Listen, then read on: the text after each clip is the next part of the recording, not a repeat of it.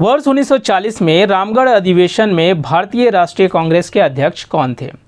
यानी वर्ष 1940 में जो है भारतीय राष्ट्रीय कांग्रेस का जो अधिवेशन हुआ रामगढ़ में, उस वक्त उसकी अध्यक्षता किसने की थी? Option number A Abul Kalam, B J B Kripalani, C Sitaramayya और डी इनमें से कोई नहीं। आंसर होगा option number A Abul Kalam. Abul Kalam ji ने उस 1940 में जो कि रामगढ़ में हमारे भारतीय राष्ट्रीय कांग्रेस का जो अधिवेशन हुआ था उसकी अध्यक्षता की थी। जोहार दोस्तों, मैं जफर इकबाल आप सभी साथियों का स्वागत करता हूं आपके अपने YouTube channel Ayesha career cafe में। दोस्तों, आप लोगों ने एक कहावत तो सुनी होगी, practice makes a man perfect, है ना। ये जो प्रवर्ब इंग्लिश का है, practice makes a man perfect, आप लोगों ने कहीं ना कहीं तो सुनी होगी स्कूली जीवन में या फिर कहीं आसपास भी किसी और के मुंह से सुनी होगी। प्रैक्टिस यानी कि अभ्यास। अभ्यास दोस्तों, अभ्यास वो चीज़ होती है जो किसी भी व्यक्ति की प्रतिभा को निखारने का काम करता है, उसे चमकाने का काम करता है। इसको आप ऐसे समझ ले दोस्तों कि मान लीजिए कि कोई सुनार है और वो जो है सो एक सोने की अंगूठी बना रहा है, आपने उसे ऑर्डर किया और वो बना रहा है, लेकिन बनाने के बाद क्या आप उसे तुरंत ले लेंगे कि बन गया ले लेंगे? ऐसा नहीं होता है दोस्तों। सुनार जो है सो उस अंगूठी को तराशता है, तराशने के बाद और उस पर जो है सो पॉलिश करता है, उसको हर तरह से कोशिश करता है कि उसे खूबसूरत बनाया जाए, चमकीला बनाया जाए, आकर्षक बनाया जाए, ताकि आप उसको जब एक नज़र में देखें तो जो है सो आप उसको पसंद कर ले, हाँ भाई ये मेरे लिए अब तैयार हो गया है और आप उसको जो है सो ले सकते हैं। यानी वहाँ सुनार ने उस अंगूठी पर इतना मेहनत किया, प्रैक्टिस किया कि वो अंगूठी आकर्षक बन गई और उसे अब तो कोई भी खरीदना चाहेगा। ठीक उसी प्रकार दोस्तों स्टूडेंट्स की भी ज़िंदगी होती है।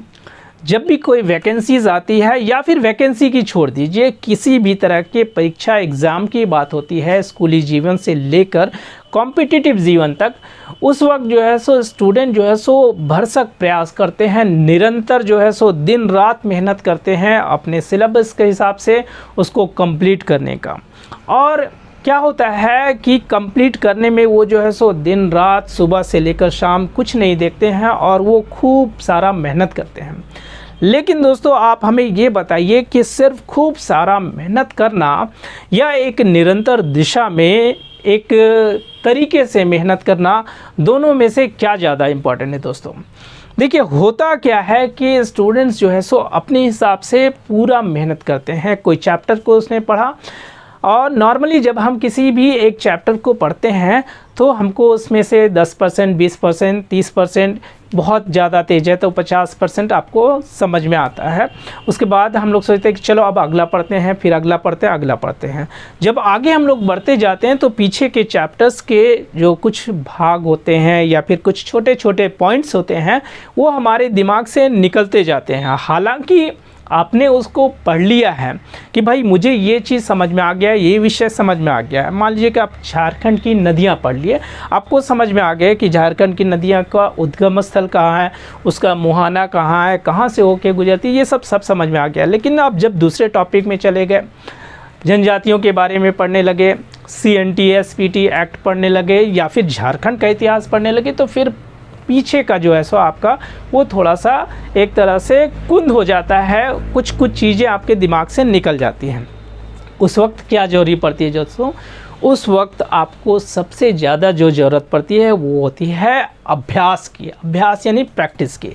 लेकिन अब जो अभ्यास आप करेंगे वो उस रूप में नहीं करेंगे जिस रूप में आपने पहले किया था। आपने जो है सो पहले उसको एक सब्जेक्टिव के रूप में आपने उसे बढ़िया से पढ़ा और बढ़िया से समझ लिया कि भाई ये चीज़ ये है, और अब जो है सो वो चीज़ आसान हो गई। लेकिन अब आपको ज़रूरत पड़ेगी उन जो भी आपने पढ़ा है, जो भी सब्जेक्ट या जिस भी टॉपिक की आपने तैयारी की थी, उस टॉपिक से संबंधित महत्वपूर्ण वस्तुनिष्ठ प्रश्नों को कि भाई इस टॉपिक से कितने सारे महत्वपूर्ण वस्तुनिष्ठ प्रश्न बन सकते हैं, चाहे जिस प्रकार की भी वस्तुनिष्ठ प्रश्न हो, छोटे हो बड़े हो, यानी घुमा फिरा के अगर किसी तरह के भी क्वेश्चंस अगर आपसे पूछ दिया जाए और अगर आप उन सभी वस्तुनिष्ठ प्रश्नों को जवाब देने में सक्षम हैं तो समझ जाइए कि आपकी तैयारी जो है सो पूरी हो गई। जनरली हम लोग दोस्तों क्या देखते हैं कि जब भी हम वीडियोस डालते हैं बहुत सारे लोगों का जो है सो कमेंट्स होता है, जैसे कहानी को मैंने समझा दिया तो उस पर कमेंट्स आएंगे सर इसका जो है सो वस्तुनिष्ठ प्रश्न आप दीजिए, यानी MCQ ऑब्जेक्टिव क्वेश्चन करा दीजिए सर। और जब ऑब्जेक्टिव क्वेश्चन मैं उससे करवा देता हूँ तब स्टूडेंट्स कुछ नहीं बोलते हैं, वो जो है सो थैंक्स बोल देते हैं। यानी आपको ये समझना है कि आपका जो चैप्टर है वो दो तरह से तैयार होता है या दो तरह से आपकी तैयारी उसमें मुकम्मल होती है। पहला कि आप उस टॉपिक को, पर्टिकुलर टॉपिक को आप बढ़िया से आप समझ रहे होते हैं, और दूसरा कि उस टॉपिक से जितने सारे वस्तुनिष्ठ प्रश्न जो है सो बनते हैं अगर आपने उसको कर लिया है तब जाके आप समझ लेते हैं कि भाई ये मेरा जो है सो अब टॉपिक कंप्लीट हो चुका है। यानी आपको जो है सो उस टॉपिक पर निरंतर अभ्यास करने की ज़रूरत है दोस्तों, वस्तुनिष्ठ प्रश्नों के माध्यम से। इसीलिए दोस्तों हम लोग जब अगर किसी चीज़ को पढ़ लेते हैं तब हमको ज़रूरत पड़ती है उस विषय से संबंधित प्रैक्टिस सेट यानी महत्वपूर्ण वस्तुनिष्ठ प्रश्नों की ज़रूरत पड़ती है। और जब वे सभी प्रश्न हम आसानी से बना लेते हैं चाहे कोई भी पूछे हमसे, तब हम कहते हैं कि भाई ये मेरा सब्जेक्ट अब तैयार हो गया, अब जो है so I am ready for the examination. ठीक है, तो उस वक्त हमारी तैयारी मुकम्मल होती है। इसलिए दोस्तों हम लोगों को भी ज़रूरत है कि चाहे हम जिस भी विषय को पढ़ रहे हैं, हमारा भाषा पेपर हो, हमारा झारखंड सामान्य अध्ययन हो, GS पेपर हो, मैथ्स रीजनिंग हो, जो भी आप पढ़ रहे हो उसको आप जो है सो बढ़िया से पढ़ें। ऐसा पढ़े कि वो आपके अंदर में घुस जाए, समाहित हो जाए, और कोई भी कहीं से भी आपको अगर उससे किसी भी तरह का प्रश्न पूछे, घुमा फिरा के जैसे भी पूछे, आप उसका आंसर देने में सक्षम हो, तब आप ये एकदम कॉन्फिडेंटली कह सकते हैं कि भाई अब मैं जो है सो एग्ज़ाम के लिए तैयार हूँ, अब मैं एग्ज़ाम आराम से दे सकता हूँ। तो इसलिए दोस्तों हम लोगों को अभ्यास करते रहने की ज़रूरत है। पढ़ना और अभ्यास करना दो अलग अलग चीज़ें हैं दोस्तों। इसलिए पढ़ तो लिए, अब हमको ज़रूरत है अभ्यास करने की। चलिए दोस्तों बातों को और आगे ज़्यादा नहीं खींचते हैं, मैं बस इतने कोशिश कर रहा हूँ कि आप लोगों का कॉन्फिडेंस हमेशा बना रहे, और आप जो है सो किसी भी एग्ज़ाम की अगर आप तैयारी कर रहे हो, JSSC CGL हो या फिर उत्पाद सिपाही या JSSC JPSC, जिस तरह के एग्ज़ाम की आप तैयारी कर रहे हो झारखंड के, उन सभी में दोस्तों मैं चाहता हूं कि आप बढ़िया से बढ़िया मार्क्स उठा सके दोस्तों। और एक बात तो मैं कहना चाहूँगा दोस्तों कि अभी जितने भी वैकेंसीज़ जो है JSSC के द्वारा झारखंड में जो है सो आई हैं, उन सभी के सिलेबस में एक बात कॉमन है। आप लोग ध्यान दीजिएगा दोस्तों कि आप लोगों को दो प्रमुख चीज़ों पर बहुत ज़्यादा ध्यान देने की ज़रूरत है। एक आपका भाषा पेपर, चाहे आप जिस भी भाषा का चुनाव किए हो, खोटा हो, नागपुरी हो, कुरमाली हो, या जिस तरह के भाषा का आपने चुनाव किया है, एक वो, और दूसरा झारखंड सामान्य अध्ययन। इन दोनों पेपर से दोस्तों आप देख रहे होंगे कि सिलेबस में सबसे ज़्यादा प्रश्न दिए गए हैं, यानी इनसे जो है सो सबसे ज़्यादा प्रश्न पूछे जाएंगे। इसलिए आपको ये दोनों जो है सो तैयारी करने की ज़रूरत है। भाषा पेपर के रूप में मैं अपनी बात अगर करूंगा दोस्तों, तो मैं खोटा के वीडियोस को ला रहा हूं और निरंतर ला रहा हूं, लगातार ला रहा हूं। मेरे बहुत सारे लोग देख रहे हैं, उन्हें पसंद भी कर रहे हैं। मैं उन सभी व्यूअर्स को धन्यवाद भी देना चाहता हूं कि आप लोगों ने मेरे वीडियोस को पसंद भी किया। और झारखंड सामान्य अध्ययन के रूप में दोस्तों अभी मैं प्रैक्टिस सेट करवा रहा हूं। अभी तक मैंने 4 प्रैक्टिस सेट डाले हैं, आज हम लोग 5वें प्रैक्टिस सेट की बात करेंगे दोस्तों। रह गई बात झारखंड सामान्य अध्ययन के सब्जेक्टिव या टॉपिक वाइज वीडियोस की, वो भी मैं लाऊंगा दोस्तों, धीरे धीरे जो है सो उसको भी लाने का प्रयास करूँगा। लेकिन उसके पहले अगर आप लोगों ने झारखंड पढ़ लिया है या कहीं से भी पढ़ा हो मान लीजिए, तो ज़रूरत है सबसे ज़्यादा दोस्तों आपको उन सभी टॉपिक्स पर जो हमारे झारखंड सामान्य अध्ययन में है उस पर प्रैक्टिस करने की दोस्तों। तो चलिए दोस्तों बात करते हैं आज हम लोग झारखंड सामान्य अध्ययन के प्रैक्टिस नंबर 5 पर। पहला प्रश्न दोस्तों जो कि आपके स्क्रीन पर दिखाई दे रहा होगा, वर्ष 1940 में रामगढ़ अधिवेशन में भारतीय राष्ट्रीय कांग्रेस के अध्यक्ष कौन थे? यानी कि वर्ष 1940 में भारतीय राष्ट्रीय कांग्रेस का जो अधिवेशन हुआ, कहाँ हुआ? रामगढ़ में। उस वक्त उसकी अध्यक्षता किसने की थी? Option number A Abul Kalam, B J B Kripalani, C Sitaramayya और डी इनमें से कोई नहीं। आंसर होगा option number A Abul Kalam. Abul Kalam ji ने जो है सो 1940 में भारतीय राष्ट्रीय कांग्रेस का जो अधिवेशन रामगढ़ में हुआ था उसकी अध्यक्षता उन्होंने की थी। दूसरा नंबर प्रश्न देखिए, आदि धर्म पुस्तक के रचनाकार हैं, यानी आदि धर्म पुस्तक के रचनाकार कौन है? Option number A Raghunath Murmu, B Gurbachan Singh, C Nirmal Ganju और डी रामदयाल मुंडा। आंसर होगा ऑप्शन नंबर डी रामदयाल मुंडा।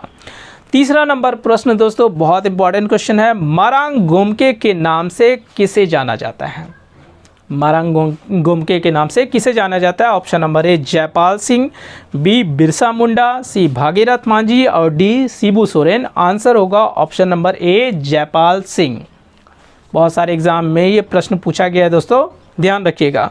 चौथा नंबर प्रश्न के, स्वतंत्रता सेनानी पोटो सरदार किस जनजाति से संबंधित थे? स्वतंत्रता सेनानी पोटो सरदार की बात हो रही है दोस्तों, ये किस जनजाति से संबंधित थे? Option number A Oraon, B Munda, C Ho और डी नागवंशी। आंसर होगा ऑप्शन नंबर बी मुंडा से, यानी पोटो सरदार जो है वो मुंडा जनजाति से संबंधित थे। पांचवा नंबर प्रश्न देखिए दोस्तों, झारखंड की सबसे ऊंची चोटी निम्न में से कौन सी है? मैक्सिमम लोग इसको जानते होंगे, लेकिन ये बहुत इंपॉर्टेंट क्वेश्चन है दोस्तों, कई एग्जाम्स में भी पूछा गया है। Option number A Dubaur, B Parasnath, C Kotwar और डी सिंगरासी। आंसर होगा ऑप्शन नंबर बी पारसनाथ। जो पारसनाथ की पहाड़ी है, पारसनाथ की चोटी, वो हमारे झारखंड की सबसे ऊंची चोटी में गिनी जाती है। छठा नंबर प्रश्न, 1913-14 के दौरान हुए ताना भगत आंदोलन का नेता कौन था? ताना भगत आंदोलन दोस्तों बहुत इंपॉर्टेंट आंदोलन है, 1913-14 में जो है सो उस दौरान जो है ये चल रहा था। इसके नेता का नाम बताना है। Option number A Jaipal Singh, B Mahipal Jagat Rana, C Jatra Bhagat और डी सुखदेव सिंह। आंसर होगा option number C Jatra Bhagat. Tana Bhagat आंदोलन यानी जतरा भगत। सातवां नंबर प्रश्न देखिए, जनी शिकार त्यौहार कितने वर्षों के अंतराल पर मनाया जाता है? जनी शिकार त्यौहार जो है, जो कि हमारे जनजातीय समूह में एक प्रमुख त्यौहार के रूप में है, वो कितने वर्षों के अंतराल में उसे मनाया जाता है? ऑप्शन नंबर ए 5 वर्ष, बी 10 वर्ष, सी 12 वर्ष और डी 14 वर्ष। आंसर होगा ऑप्शन नंबर सी 12 वर्ष। आठवां नंबर प्रश्न देखिए, हुंडरू जलप्रपात झारखंड की किस नदी पर स्थित है? हुंडरू जलप्रपात जो है वो झारखंड की किस नदी पर स्थित है, यानी किस नदी से वो हुंडरू जलप्रपात गिरती है? ऑप्शन नंबर ए स्वर्ण रेखा, बी दामोदर, सी सोन और डी बराकर। आंसर होगा ऑप्शन नंबर ए स्वर्ण रेखा। स्वर्ण रेखा नदी पर हुंडरू जलप्रपात स्थित है। 9वां नंबर प्रश्न देखिए दोस्तों, मुंडारी लोक कथाएं एक पुस्तक का नाम है। मुंडारी लोक कथाएं पुस्तक किसने लिखी थी? Option number A Nalin Verma, B Vinod Kumar, C Bhagwati Prasad Sinha और डी जगदीश त्रिगुणायत। आंसर होगा option number D Jagdish Trigunayat, यानी जगदीश त्रिगुणायत की पुस्तक का नाम है मुंडारी लोक कथाएं। 10वां नंबर प्रश्न देखिए दोस्तों, झारखंड राज्य मुख्यतः किस जलवायु क्षेत्र के अंतर्गत आता है या तहत आता है? ठीक है, बहुत सारा एग्जाम में ये आया है और बहुत इंपॉर्टेंट क्वेश्चन भी है दोस्तों कि हमारा झारखंड राज्य जो है वो आखिर किस जलवायु क्षेत्र के अंतर्गत आता है, उसको आपको बताना है। ऑप्शन नंबर ए देख लीजिए, उष्ण कटिबंधीय मानसून, बी उष्ण कटिबंधीय नमी, सी ए और बी दोनों और डी शीतोष्ण कटिबंधीय। आंसर होगा ऑप्शन नंबर ए यानी उष्ण कटिबंधीय मानसून। हमारा झारखंड जो है उष्ण कटिबंधीय मानसून जलवायु क्षेत्र के अंतर्गत आता है। 11 नंबर प्रश्न देखिए, दामोदर घाटी निगम यानी कि डीवीसी ब्लैंक को अस्तित्व में आया, यानी कब जो है सो वो अस्तित्व में आया। ऑप्शन नंबर ए 7 जुलाई 1949, बी में 7 जुलाई 1948, सी में 14 जुलाई 1949 और डी में 14 जुलाई 1948। आंसर होगा ऑप्शन नंबर बी 7 जुलाई 1948, यानी 7 जुलाई 1948 को जो है डीवीसी अपने अस्तित्व में आई। 12 नंबर प्रश्न देखिए, उसरी जलप्रपात झारखंड के निम्न में से किस जिले में स्थित है। उसरी जलप्रपात जो है उसके बारे में पूछा है कि ये किस जिले में है। Option number A Ranchi, B Hazaribagh, C Latehar, D Giridih. Answer होगा ऑप्शन नंबर डी गिरिडीह, ये गिरिडीह जिले में है। 13 नंबर प्रश्न के, रांची में जन्मी महिला खिलाड़ी दीपिका कुमारी किस खेल से संबंधित है। बहुत ही फेमस खिलाड़ी है दोस्तों, कभी भी आप रांची ऊँचे चले जाइए तो उनके पोस्टर्स बड़े बड़े जो है सो आपको देखने को मिल ही जाएंगे। ये जो है सो हमारे झारखंड की एक गौरव है, शान है। ये किस खेल से, दीपिका कुमारी जो है सो किस खेल से संबंधित है। राष्ट्रीय अंतर्राष्ट्रीय स्तर पर जो है सो इन्होंने हमारे देश का नाम जो है सो रोशन किया है। Option number A badminton, B cricket, C तीरंदाजी, डी हॉकी। आंसर होगा ऑप्शन नंबर सी तीरंदाजी, यानी दीपिका कुमारी जो कि एक महिला खिलाड़ी है हमारे झारखंड की, उसका संबंध जो है तीरंदाजी खेल से है। 14 नंबर प्रश्न देखिए, बिरसा मुंडा का उलगुलान विद्रोह ब्लैंक में हुआ था, यानी बिरसा मुंडा का जो एक प्रमुख विद्रोह जो है उसका नाम है उलगुलान विद्रोह।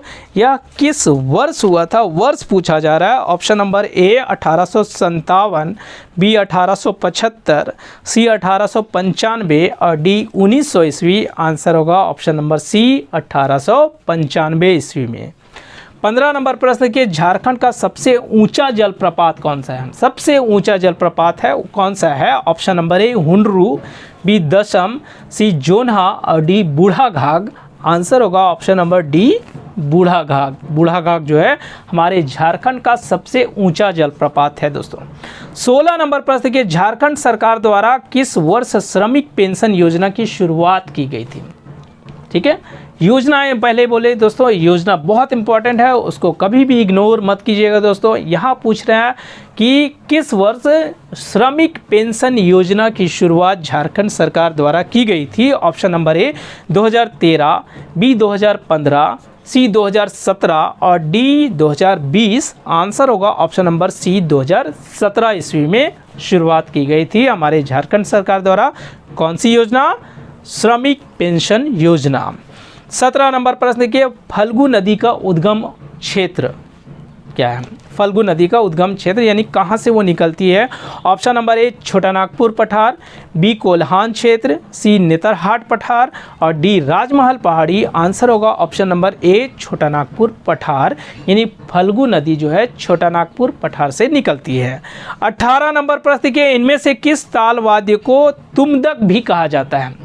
वाद्य यंत्र है ना, यहाँ पर वाद्य, ताल वाद्य, कौन सा ताल वाद्य को जो है सो तुमदक भी कहा जाता है। ऑप्शन नंबर ए मांदर, बी धमसा, सी करताल और डी नगाड़ा। आंसर होगा ऑप्शन नंबर ए मांदर, यानी मांदर जो है ताल वाद्य उसको तुमदक भी कहा जाता है। बहुत इंपॉर्टेंट क्वेश्चन है दोस्तों। 19 नंबर प्रश्न के, देवघर स्थित पथरौली काली मंदिर का निर्माण किस व्यक्ति ने करवाया था, यानी किस राजा ने करवाया था। Option number A Raja Dalel Singh, B Raja Jagannath Singh, C Raja Hemant Singh और डी राजा दिग्विजय सिंह। आंसर होगा option number D Raja Digvijay Singh. Raja Digvijay Singh ने देवघर में स्थित पथरौली जो कि काली मंदिर है उसका निर्माण करवाया था। 20 नंबर प्रश्न देखिए, माँ योगिनी मंदिर इनमें से किस पहाड़ी पर अवस्थित है। बहुत इंपॉर्टेंट है दोस्तों मंदिर, माँ योगिनी मंदिर पूछा जा रहा है इस मंदिर के बारे में कि जो है इसमें से ये किस पहाड़ी पर स्थित है। ऑप्शन नंबर ए मैथन पहाड़ी, बी बाराकोपा पहाड़ी, सी पंचेत पहाड़ी और डी टैगोर पहाड़ी। आंसर होगा ऑप्शन नंबर बी बाराकोपा पहाड़ी। बाराकोपा पहाड़ी पर माँ योगिनी मंदिर अवस्थित है। 21 नंबर प्रश्न देखिए, संथाल परगना काश्तकारी अधिनियम 1949 यानी कि एसपीटी एक्ट 1949 निम्न में से झारखंड के किस जिले में लागू नहीं होता है? कौन से जिले में एसपीटी एक्ट जो ऑप्शन के हिसाब से है उसमें लागू नहीं होता है, वो बताना है हम लोग को दोस्तों। Option number A Ranchi, B Dumka, C Deoghar, D Jamtara.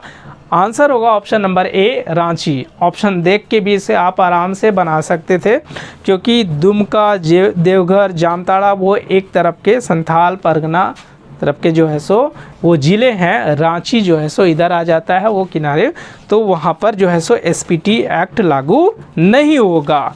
22 number प्रश्न देखिए दोस्तों, मुंडा जनजाति के प्रमुख देवता कौन है? मुंडा जनजाति में जो प्रमुख देवता है वो कौन है? Option number A Dharmesh, B Singh Bonga, C Hathu Bonga और डी सूर्य बोंगा। आंसर होगा ऑप्शन नंबर बी सिंह बोंगा।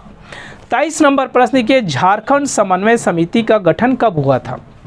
झारखंड समन्वय समिति का गठन कब हुआ था? ऑप्शन नंबर ए 1960, बी 1975, सी 1987 और डी 1991। आंसर होगा ऑप्शन नंबर सी 1987। 1987 में झारखंड समन्वय समिति का गठन हुआ था। 24 नंबर प्रश्न के परहिया जनजाति का संबंध निम्न में से किस प्रजाति समूह से है? परहिया जो जनजाति है उसका संबंध किस प्रजाति समूह से है? किस प्रजाति समूह से वो बिलोंग करते हैं वो हम लोग को बताना है। Option number A proto Australoid, B Dravid, C Mongoloid और डी निग्रेटो। यानी आंसर होगा option number A proto Australoid. यानी परहिया जनजाति उसका संबंध जो है प्रोटो ऑस्ट्रेलाइड प्रजाति समूह से है। 25 नंबर प्रश्न के रामगढ़ अधिवेशन कांग्रेस का कौन सा वार्षिक अधिवेशन था? पहला प्रश्न ही हम लोगों ने देखा कि रामगढ़ में जो है सो भारतीय राष्ट्रीय कांग्रेस का अधिवेशन हुआ था जिसकी अध्यक्षता अबुल कलाम ने की थी। लेकिन ये कौन सा अधिवेशन था कांग्रेस का? बहुत सारे अधिवेशन हुए हैं ना कांग्रेस के, तो ये कितने नंबर का था वो पूछा जा रहा है। ऑप्शन नंबर ए 50वां, बी 51वां, सी 52वां और डी 53वां। आंसर होगा ऑप्शन नंबर डी 53वां। ये 53वां अधिवेशन था भारतीय राष्ट्रीय कांग्रेस का। 26 नंबर प्रश्न देखिए, बांसलोई नदी का उद्गम क्षेत्र। बांसलोई नदी उसका उद्गम क्षेत्र बताना है, कहाँ से निकलती है। Option number A Dumka, B Deoghar, C Godda और डी रांची। आंसर होगा ऑप्शन नंबर सी गोड्डा से। 27 नंबर प्रश्न देखिए, जनजातीय शोध संस्थान कहाँ स्थित है? जनजातीय शोध संस्थान कहाँ स्थित है? बहुत इंपॉर्टेंट क्वेश्चन दोस्तों। Option number A Ranchi, B Dhanbad, C Jamshedpur और डी हजारीबाग। आंसर होगा ऑप्शन नंबर ए रांची। जनजातीय शोध संस्थान कहाँ स्थित है? रांची में। 28 नंबर प्रश्न के झारखंड के किस स्थान पर जस्ता गलाने का काम किया जाता है? यानी झारखंड का वो कौन सा स्थान है जहाँ पर जस्ता को गलाने का काम किया जाता है? Option number A Tamar, B Mandar, C Tundu और डी बुंडू। टुंडू और बुंडू दो अलग अलग हैं। आंसर होगा ऑप्शन नंबर सी टुंडू। टुंडू जो है ना, वहाँ पर जस्ता गलाने का काम किया जाता है। 29 नंबर प्रश्न देखिए दोस्तों, किस राज्य का संस्थापक गोमुखी राजा के नाम से जाना जाता है ना? यानी किस राज्य का जो संस्थापक था उसको गोमुखी नाम से वो जो है सो इतिहास में प्रसिद्ध है, गोमुखी राजा। ऑप्शन नंबर ए पंचेत राज्य, बी सिंहभूम राज्य, सी रामगढ़ राज्य और डी मानभूम राज्य। आंसर होगा ऑप्शन नंबर ए पंचेत राज्य। यानी पंचेत राज्य का जो संस्थापक है, जो राजा है, वो गोमुखी राजा के नाम से भी प्रसिद्ध है। 30 नंबर प्रश्न देखिए, ऑल झारखंड स्टूडेंट यूनियन यानी कि आजसू। आजसू से आप परिचित ही होंगे दोस्तों, है ना? तो all Jharkhand student union AJSU का गठन कब हुआ था उसको बताना है। ऑप्शन नंबर ए 15 जनवरी 1984, बी 20 जुलाई 1981, सी 17 मार्च 1985 और डी 22 जून 1986। आंसर होगा ऑप्शन नंबर डी 22 जून 1986। यानी आजसू का गठन 22 जून 1986 को हुआ था। 31 नंबर प्रश्न पर आ जाइए। झारखंड राज्य में संचालित ऑपरेशन जस्टिस का संबंध है। जितने भी योजनाएं या फिर जो भी ऑपरेशंस जो चलते हैं वो किसी न किसी खास मकसद से चलते हैं। उस मकसद को बताना है हम लोग को, उस मकसद को जानना है हम लोग को। यहाँ पूछा जा रहा है हम लोग से कि झारखंड राज्य में जो ऑपरेशन जस्टिस जो चला था उसका जो है सो संबंध किससे है। ऑप्शन नंबर ए दहेज उन्मूलन से, बी उग्रवाद निवारण से संबंधित, सी मजदूरों को न्यूनतम मजदूरी सुनिश्चित कराने में और डी दहेज प्रताड़ित महिलाओं को न्याय दिलाने में। आंसर होगा ऑप्शन नंबर सी मजदूरों को न्यूनतम मजदूरी सुनिश्चित कराने से संबंधित है ऑपरेशन जस्टिस। 32 नंबर प्रश्न, झारखंड में घुमकुड़िया किस जनजाति से संबंधित है ना। जो घुमकुड़िया जो है वो किस जनजाति से संबंधित है। Option number A Santhal, B Munda, C Ho, D Oraon. Answer होगा option number D Oraon. Oraon से संबंधित है घुमकुड़िया। 33 नंबर प्रश्न देखिए, झारखंड में राजमहल पहाड़ियों में कौन सी जनजाति निवास करती है। राजमहल की पहाड़ियों में कौन सी जनजातियों का निवास स्थल है वो हम लोगों को बताना है दोस्तों। Option number A Korba, B Bhumij, C Sauria Paharia और डी असुर। आंसर होगा option number C Sauria Paharia. यानी सौरिया पहाड़िया जो है ये जो जनजाति है वो कहाँ निवास करती है, राजमहल की पहाड़ियों में। 34 नंबर प्रश्न के किस वर्ष खूंटी जिले को रांची से अलग किया गया था। तो 3 प्रश्न इसमें बन जाते हैं दोस्तों कि खूंटी जिला किससे अलग हुआ, रांची से, और कब अलग हुआ उसका वर्ष बताना है। ऑप्शन नंबर ए 2000, बी 2005, सी 2006 और डी 2007। आंसर होगा ऑप्शन नंबर डी 2007। यानी खूंटी जिला रांची से 2007 ईस्वी में अलग हुआ था। 35 नंबर प्रश्न, तेनूघाट पक्षी विहार किस जिले में स्थित है। तेनूघाट जो कि पक्षी विहार जो है, तो तेनूघाट पक्षी विहार की बात हो रही है, ये किस ज़िले में है, झारखंड के किस ज़िले में। Option number A Bokaro, B Dhanbad, C Giridih और डी सरायकेला। आंसर होगा option number A Bokaro. Bokaro में है तेनूघाट पक्षी विहार। 36 नंबर प्रश्न के उस पठार का क्या नाम है जो झारखंड में दक्कन जैव भौगोलिक प्रांत का हिस्सा बनता है। पठार जो है हमारा जो झारखंड वो पठारी क्षेत्र है।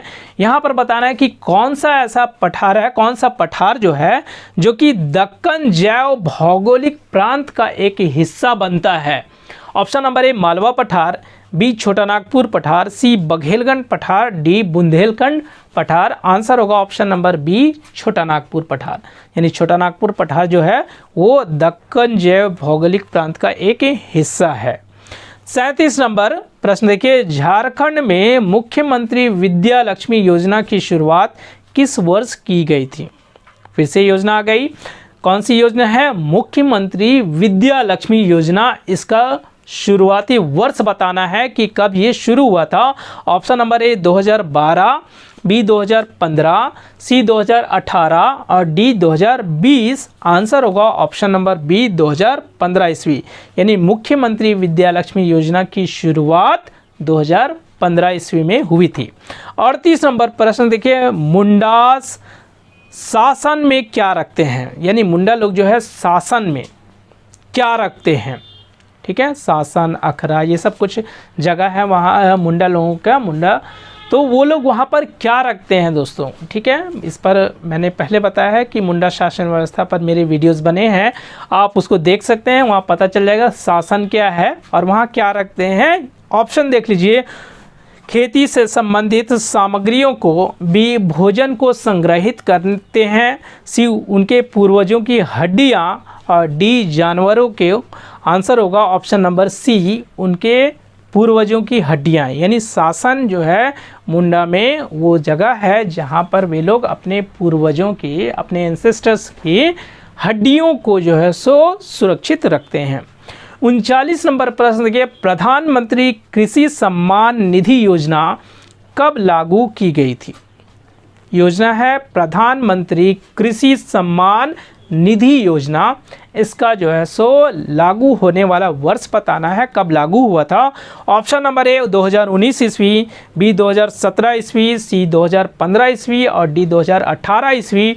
आंसर होगा ऑप्शन नंबर ए 2019 ईस्वी में, यानी 2019 ईस्वी में प्रधानमंत्री कृषि सम्मान निधि योजना जो है वो लागू की गई थी। 40 नंबर प्रश्न देखिए, लांगड़े क्या है?